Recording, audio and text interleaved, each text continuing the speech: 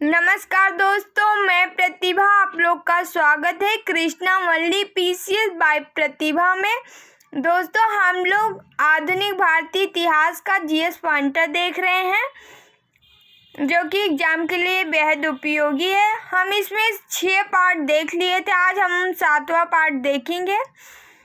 चलिए स्टार्ट करते हैं। दोस्तों, यदि आप लोग जो है चैनल सब्सक्राइब न किए हो तो कर लीजिए, ताकि नोटिफिकेशन आप तक पहुंच सके।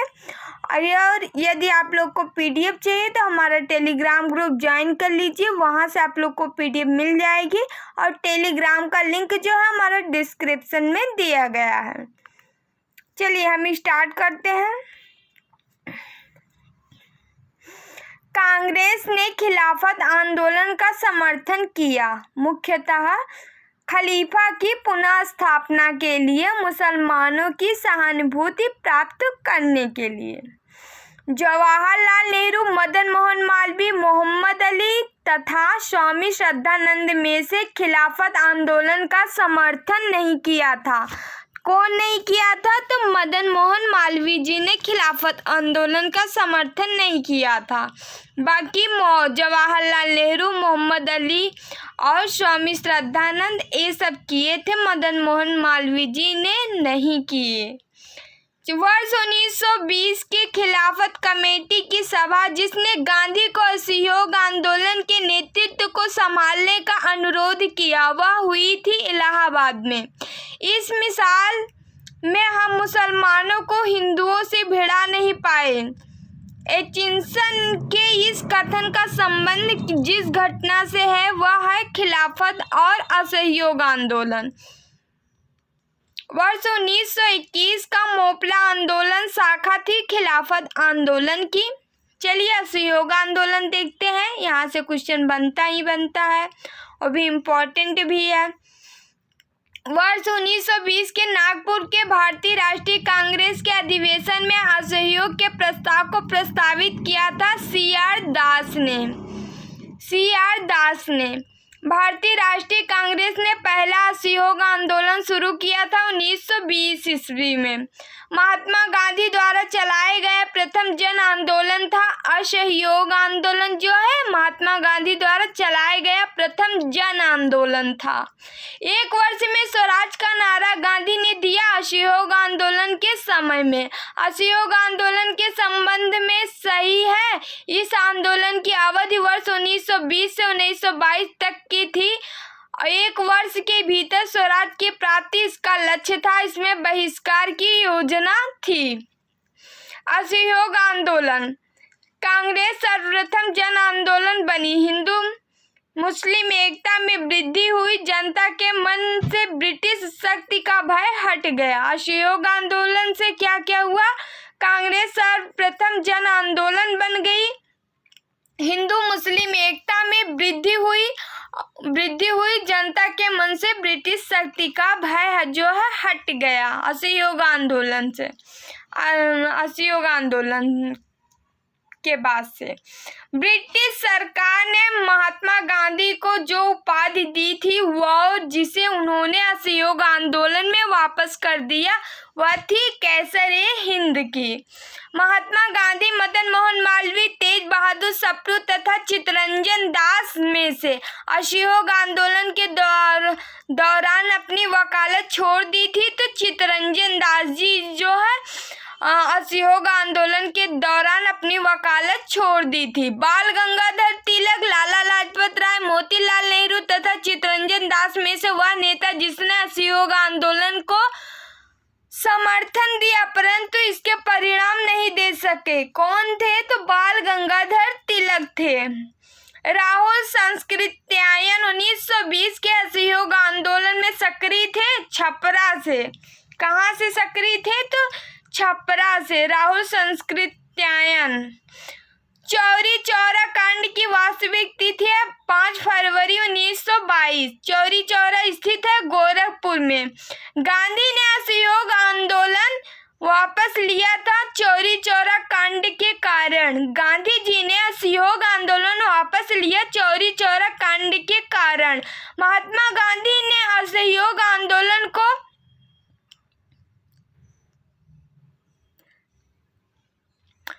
सॉरी, ये दिख नहीं रहा है, शायद मिट गया है। आगे देखते हैं। चौरी चौरा की घटना के समय महात्मा गांधी थे बरदोली में। असहयोग आंदोलन 1920 में प्रारंभ हुआ था, यह समाप्त हुआ 1922 में। दिल्ली में 24 फरवरी 1922 को आयोजित अखिल भारतीय कांग्रेस समिति की बैठक में असहयोग आंदोलन वापस लेने के लिए गांधी के विरुद्ध निंदा का प्रस्ताव प्रस्तुत किया था। डॉक्टर मुंजे ने असहयोग आंदोलन के स्थगन संबंधी घटनाओं का सही क्रम है। चौरी चौरा में पुलिस गोलीकांड, फिर उग्र भीड़ द्वारा पुलिस थाना को जलाना, फिर गांधी द्वारा आंदोलन का स्थगन, फिर गांधी जी की गिरफ्तारी। क्रम वाइज आप लोग देख लीजिएगा, थोड़ा सा ध्यान से मिलान करने के लिए आता है। चौरी चौरा कांड बरदोली घटनाओं का सही क्रम है। चौरी चौरा कांड हुआ, फिर बरदोली प्रस्ताव, फिर असहयोग आंदोलन का स्थगन हुआ।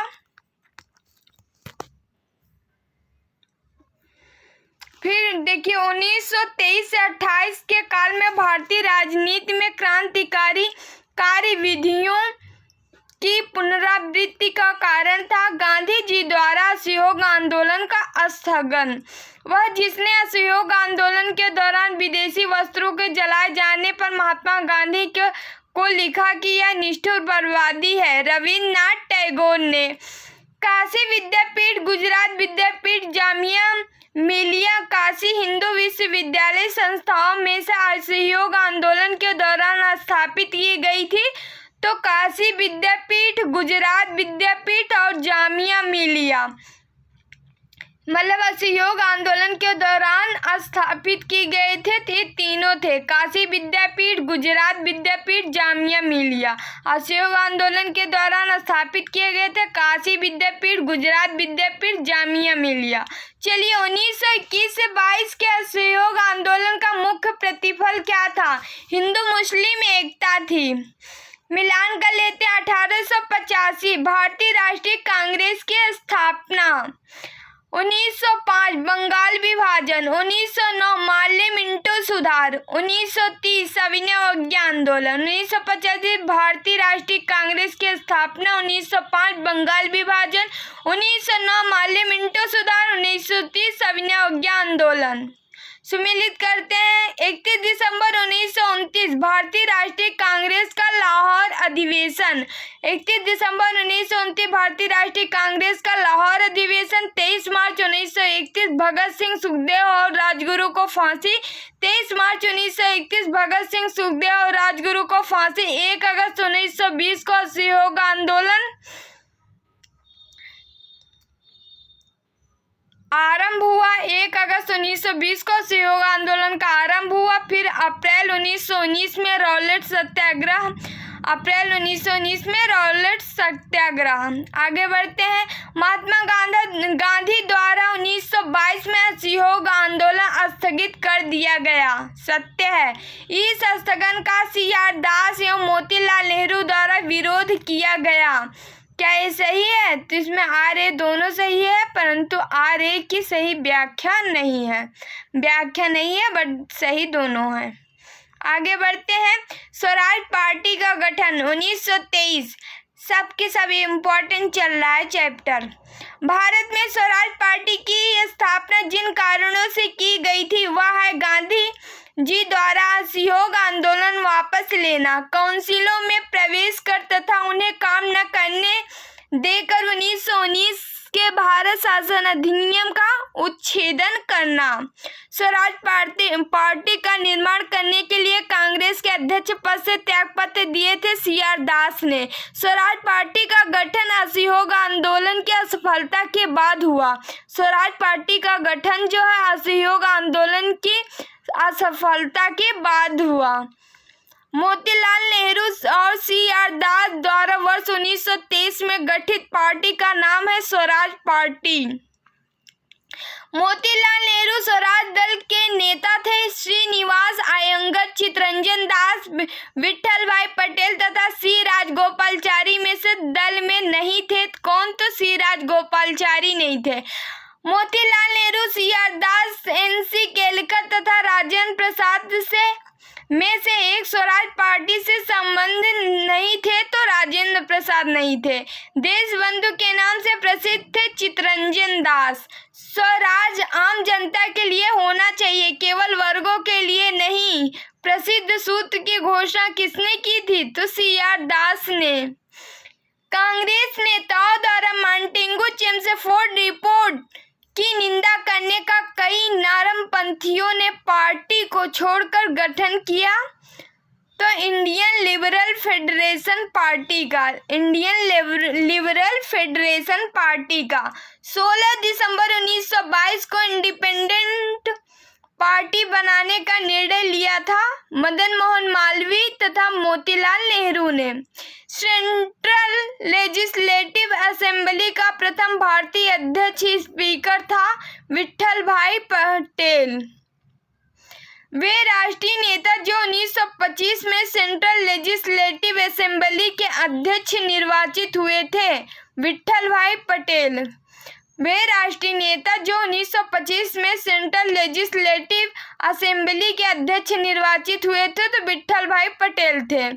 साइमन कमीशन भारत आया 1928 में। साइमन कमीशन देखते हैं। साइमन कमीशन भारत आया 1928 में। साइमन कमीशन के आने के विरुद्ध भारतीय जन आंदोलन हुआ क्योंकि साइमन कमीशन में कोई भी भारतीय सदस्य नहीं था। साइमन आयोग नियुक्त किया गया था 1927 में, आगमन हुआ 1928 में। 1928 में साइमन कमीशन भारत ने जिस उद्देश्य से आया था वह था प्रशासनिक सुधार पर विचार के लिए। 1928 में साइमन कमीशन भारत में जिस उद्देश्य से आया था वह था प्रशासनिक सुधार पर विचार के लिए। प्रशासनिक सुधार पर विचार के लिए याद रखिएगा आप लोग। साइमन कमीशन का वह सदस्य जो उदारवादी दल का था, सर जॉन साइमन जो है उदारवादी दल का था, जिसके सुझाव पर भारतीयों को साइमन कमीशन से बाहर रखा गया। लॉर्ड इरविन के सुझाव से कांग्रेस ने साइमन आयोग का बहिष्कार किया था। सही है, साइमन आयोग में एक भी सदस्य भारतीय नहीं थे। दोनों सही है, ए आर दोनों सही है, आर सही व्याख्या है। ए और आर दोनों सही है तथा आर सही व्याख्या है ए की। दोनों आर ए सही है, दोनों की एक दूसरे ए की व्याख्या है आर। चलिए, साइमन कमीशन के संबंध में सही है। उसकी नियुक्ति 1919 एक्ट के क्रियान्वयन की पूछताछ के लिए की गई थी। उसके अध्यक्ष सर जॉन साइमन थे। उसने संघीय प्रकार की सरकार के लिए संस्तुति की थी। भारतीय नेताओं ने उसका विरोध किया था। साइमन कमीशन की सिफारिशों के संदर्भ में सही है। इसने प्रांतों में द्वैध शासन को उत्तरदायी सरकार द्वारा प्रतिस्थापित करने की संस्तुति की थी। लाला लाजपत राय घायल हुए थे। साइमन कमीशन के विरोध में हुए लाठीचार्ज में पंजाब केसरी की उपाधि दी गई थी लाला लाजपत राय को। 1928 में लाहौर में लाला लाजपत राय के नेतृत्व में साइमन कमीशन का विरोध आयोजित किया गया था। साइमन कमीशन में एक भी भारतीय सदस्य नहीं था। ये भी सही है, आर ए की सही व्याख्या भी है। चलिए, नेहरू रिपोर्ट तैयार की थी एम.एल. नेहरू ने, मोतीलाल नेहरू ने। नेहरू रिपोर्ट मोतीलाल नेहरू तैयार किए थे, ना कि जवाहरलाल नेहरू। राजगोपालाचारी और सरदार पटेल, पंडित मोतीलाल नेहरू और गोविंद वल्लभ पंत, सर तेज बहादुर सप्रू और जयकर तथा जवाहरलाल नेहरू और जगजीवन राम में से सर्वप्रथम भारत के लिए औपनिवेशिक स्वराज की मांग की थी तो सर तेज बहादुर सप्रू और जयकर ने। तेज बहादुर सप्रू और जयकर ने किसकी मांग की थी? औपनिवेशिक स्वराज की मांग की थी। भारतीय स्वतंत्रता आंदोलन के काल में संदर्भ में नेहरू रिपोर्ट में अनुशंसा की गई थी। अल्पसंख्यकों हेतु आरक्षित स्थानों के लिए संयुक्त निर्वाचन क्षेत्र, संविधान में भारतीयों के लिए मौलिक अधिकारों का प्रावधान। वर्ष 1928 में इंडिपेंडेंस फॉर इंडिया लीग के गठन से संबद्ध थे जवाहरलाल नेहरू एवं सुभाष चंद्र बोस। वर्ष 1928 में इंडिपेंडेंस फॉर इंडिया लीग के गठन से संबंधित थे जवाहरलाल नेहरू, सुभाष चंद्र बोस। नेहरू रिपोर्ट की अध्यक्षता में एक कमेटी द्वारा तैयार किया गया और इसका विषय क्या था? नेहरू रिपोर्ट मोतीलाल नेहरू भारत में संवैधानिक व्यवस्थाएं की नेहरू रिपोर्ट की अध्यक्षता जो है मोतीलाल नेहरू जो किए थे भारत में संवैधानिक व्यवस्था के लिए।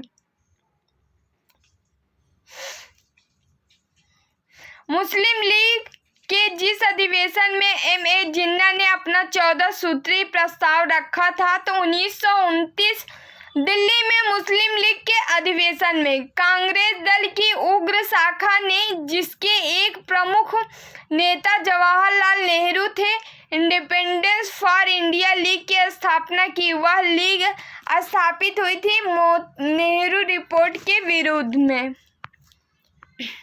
कांग्रेस का लाहौर अधिवेशन, पूर्ण स्वराज का प्रस्ताव 1929। देखते हैं, भारतीय स्वतंत्रता संग्राम के दौरान प्रस्तावित किया कि स्वराज को सभी प्रकार के विदेशी नियंत्रण से मुक्त संपूर्ण स्वतंत्रता के रूप में परिभाषित किया जाए। मौलाना हजरत मोहानी ने 1921 के अहमदाबाद अधिवेशन में संपूर्ण स्वराज को कांग्रेस का लक्ष्य मानने का प्रस्ताव रखा।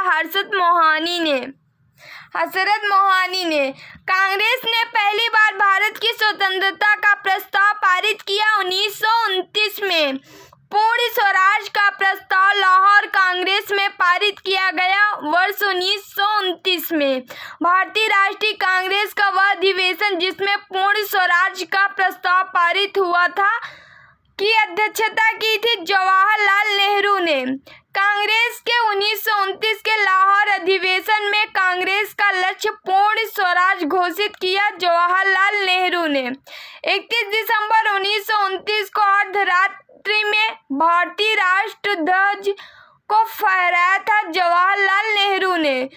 स्वतंत्रता का नवग्रहित तिरंगा पहली बार लहराया गया 31 दिसंबर 1929 में।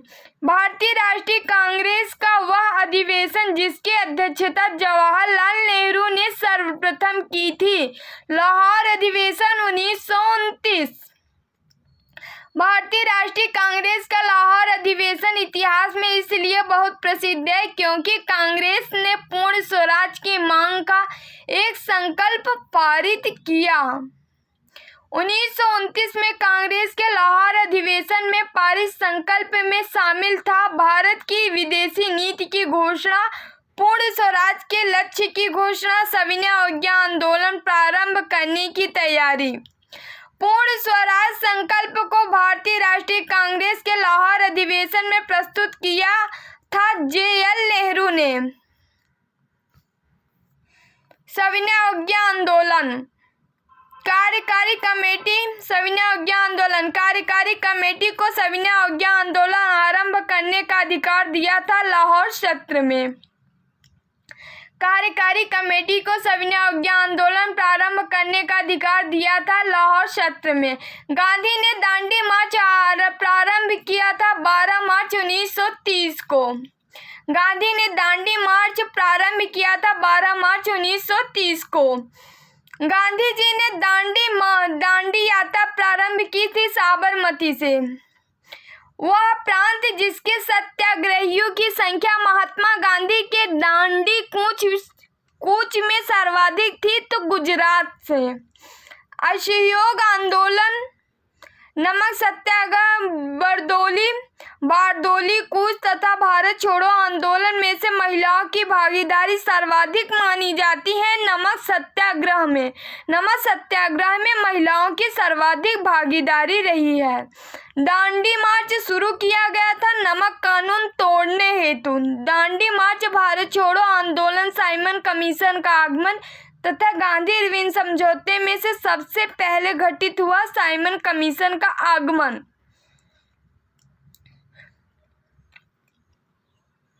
महात्मा गांधी द्वारा नमक आंदोलन वर्ष 1930 में चलाया गया था।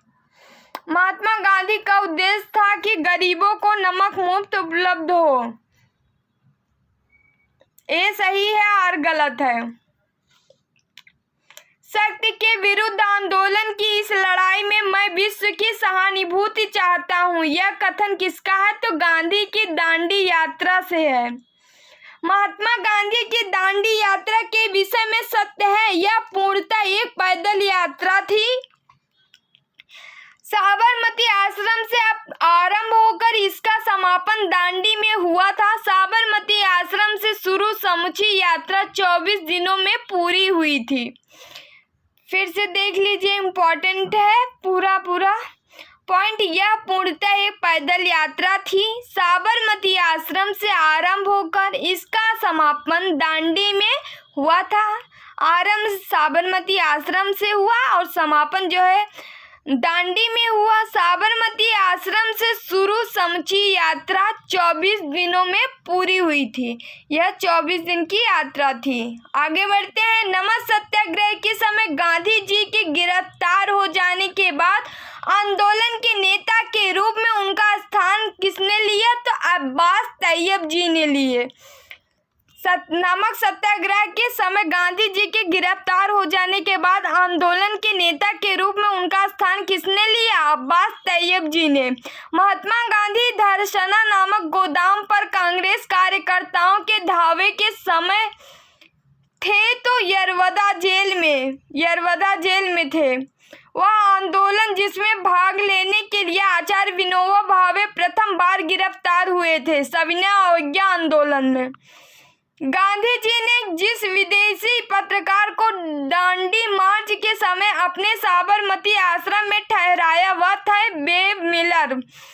गांधी जी ने जिस विदेशी पत्रकार को दांडी मार्च के समय अपने साबरमती आश्रम में ठहराए हुए थे बेब मिलर।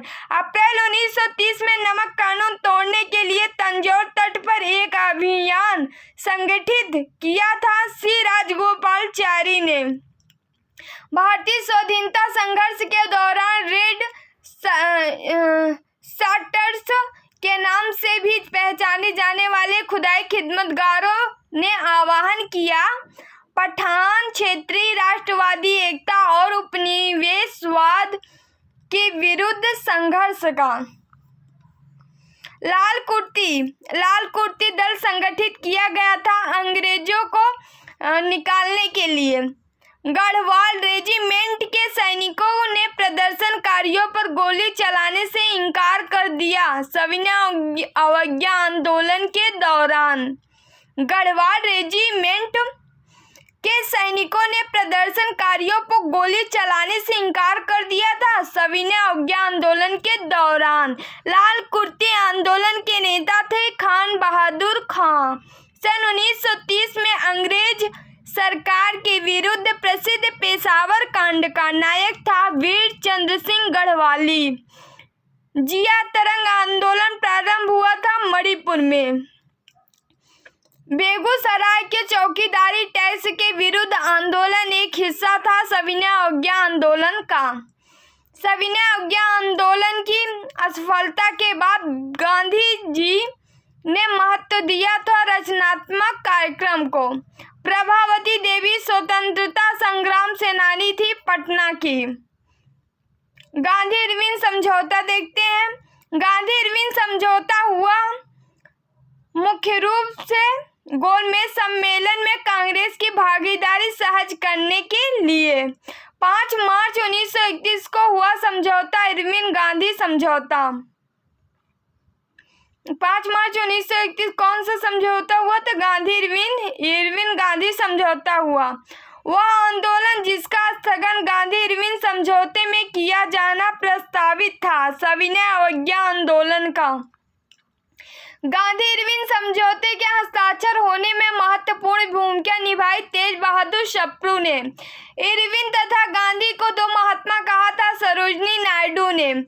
गांधी-इरविन समझौते में महात्मा गांधी के लाभ को संतावना पुरस्कार कहा था तो एलन कैंपबेल जॉनसन ने। गांधी-इरविन समझौते में महात्मा गांधी के लाभ को संतावना का पुरस्कार कहा था एलन कैंपबेल जॉनसन ने। कांग्रेस का कराची अधिवेशन 1931। भारतीय राष्ट्रीय कांग्रेस के कराची अधिवेशन का सभापतित्व किया था वल्लभ भाई पटेल ने।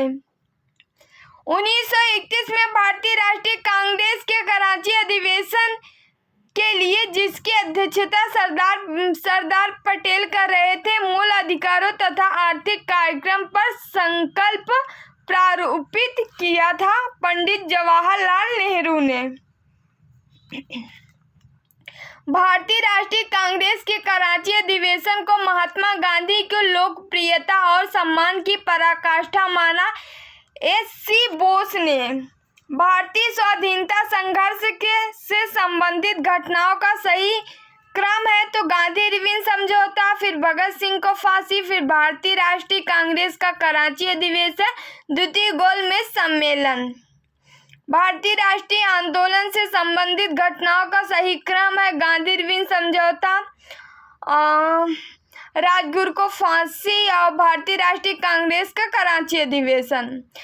भारतीय स्वाधीनता संग्राम से संबंधित घटनाओं का सही क्रम है तो गांधी-इरविन समझौता, भगत सिंह। दो बार वही क्वेश्चन दे दिया गया। भगत सिंह को फांसी और भारतीय राष्ट्रीय कांग्रेस का कराची अधिवेशन पूना समझौता। थोड़ा बहुत इधर उधर फेर बदल करके। चलिए गोलमेज सम्मेलन देखते हैं। मौलाना मोहम्मद अली, मौलाना अबुल कलाम आजाद, महात्मा गांधी तथा पंडित जवाहरलाल नेहरू में से वह भारतीय नेता जिसने लंदन में प्रथम गोलमेज कॉन्फ्रेंस में भाग लिया। तो मौलाना मोहम्मद अली ने प्रथम गोलमेज सम्मेलन में भाग लिए। प्रथम गोलमेज सम्मेलन के बारे में सही है, यह 1930 में आयोजित हुई थी। इसे साइमन आयोग की रिपोर्ट पर चर्चा करनी थी। इसका आयोजन लंदन में हुआ था। यह 1930 में आयोजित हुई थी। इसे साइमन कमीशन की रिपोर्ट पर चर्चा करनी थी। इसका आयोजन जो है लंदन में हुआ था। लंदन में संपन्न हुए गोलमेज सम्मेलन में भारतीय ईसाइयों का प्रतिनिधित्व किए तो केटी पाल ने किए थे। लंदन में संपन्न हुए गोलमेज सम्मेलन में भारतीय ईसाइयों का प्रतिनिधित्व किया था केटी पाल ने। द्वितीय गोलमेज सम्मेलन में भाग लिए महात्मा गांधी, सरोजिनी नायडू, मदन मोहन मालवीय ने।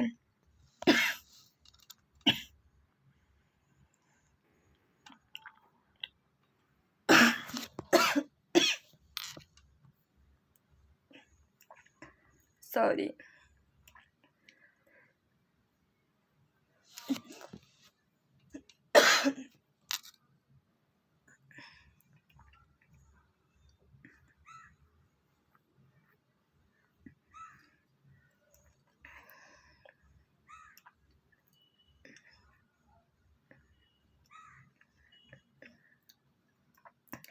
महात्मा गांधी-इरविन समझौता 1931 में भारतीय राष्ट्रीय कांग्रेस का दूसरा गोलमेज सम्मेलन 1931 में भाग लेने का अंतर्निहित था। पहला इसमें गलत है। जवाहरलाल नेहरू ने दूसरे गोलमेज सम्मेलन में भारतीय राष्ट्रीय कांग्रेस का प्रतिनिधित्व किया था, ये गलत है। दूसरा सही है। चलिए, महात्मा गांधी जब द्वितीय गोलमेज सभा में भाग लेने के लंदन गए थे तो ठहरे थे किंग्सले हॉल में। द्वितीय गोलमेज सम्मेलन में कांग्रेस एक प्रतिनिधित्व के रूप में भाग लेने के लिए महात्मा गांधी बम्बई से लंदन जिस पानी की जहाज से गए थे उसका नाम था SS राजपुताना। महात्मा गांधी दिसंबर 1931 में खाली हाथ भारत लौटे थे लंदन से। द्वितीय गोलमेज सम्मेलन जिस प्रश्न पर असफल रहा वह था सांप्रदायिक प्रतिनिधित्व। उस भारतीय का नाम जिसने तीनों गोलमेज सम्मेलन में भाग लिए तो BR अम्बेडकर रहे हैं। चलिए दोस्तों, thank you so much. Video आप लोगों को अच्छा लगे तो लाइक एवं शेयर कर दिया करिए, और आप लोगों को जो है चैनल सब्सक्राइब कर लीजिए ताकि नोटिफिकेशन आप तक पहुंच सके। आप लोग को PDF चाहिए तो हमारे टेलीग्राम ग्रुप ज्वाइन कर लीजिए, वहां से आप लोग को PDF मिल जाएगा। टेलीग्राम का लिंक डिस्क्रिप्शन में मिल जाएगा। चलिए दोस्तों, आज हम 7वां पार्ट ख़त्म किए। चलिए 8वें पार्ट में हम फिर से मिलते हैं। चलिए तब तक बाय बाय, टेक केयर।